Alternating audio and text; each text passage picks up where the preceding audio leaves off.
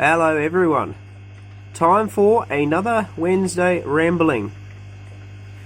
So for a little change, you've got a backdrop of some guppies I've been breeding, and I'm just allowing this lot to keep going as is.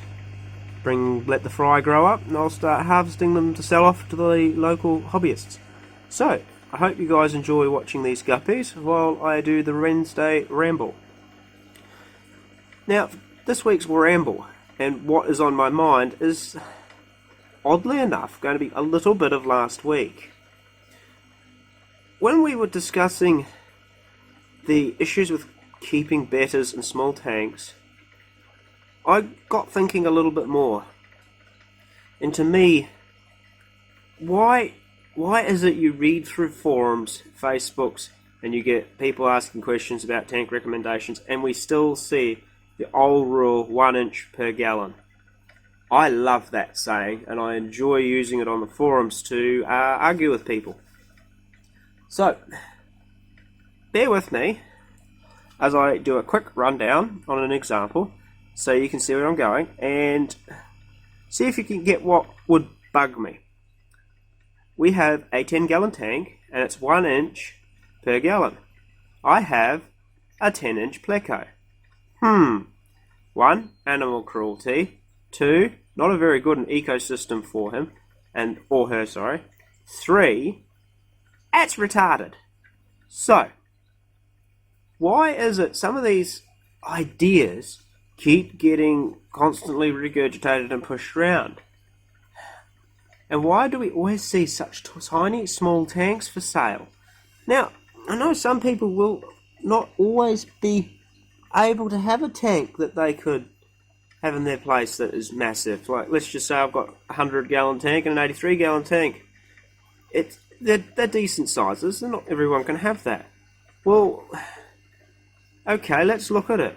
Shops offer 2.5 gallon, sometimes smaller, sometimes bigger, around 5-gallon tanks for beginners. And as most experienced fish keepers know, once you're into the hobby, it can get a little bit addictive and you want to add more fish. But what happens then when you've only got one little tank? You get a bit of animal cruelty, and things go wrong, and you overstock your tanks, and it doesn't look right, and the fish start suffering, and it's not really good look for the hobby. So why do these shops do it? Good question. Makes money, I guess. It's easy, it's common, and people can get them. And that comes back to education for the customers. And for me, I think YouTubers should make it very clear, particularly for the YouTubers, get the biggest tank you can get, whether it be a 20-gallon or a 50-gallon. Get the biggest, and if you can't, maybe wait till you can.